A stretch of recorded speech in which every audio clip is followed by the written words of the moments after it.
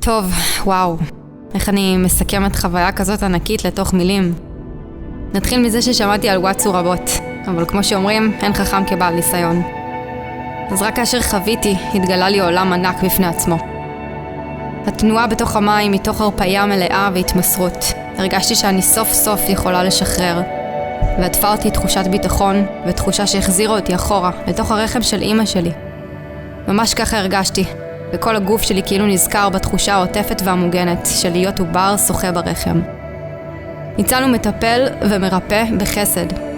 הקשיבות שלו והנוכחות ברגע, המגע הנכון והקרבה. יכולתי להרגיש שהוא פשוט יודע מה הוא עושה. והיה לי קל לתת לו להוביל. משהו באנרגיה של הכל ביחד הכניס אותי לחוויה על-חושית אנרגטית. ומאוד עמוקה רגשית. זה פשוט הרגיש נעים ומרפא. ובאמת לא משתווה לכל דמיון ותיאור במילים. אני כל כך שמחה שהכרתי את ניצן ואת הכלי הזה שנקרא וואטסו. לקחת רגע של ניתוק עמוק מהיום יום ורק לחוות עומקים פנימיים דרך תנועה בתוך המים. זה היה פשוט מדהים וקוסם.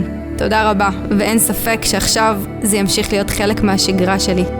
כי לטפל בעצמי ולדאוג לגוף שלי זה הכי חשוב לי, ואני יודעת כמה זה משפיע הלאה לתוך המשימות והתפקידים בחיי.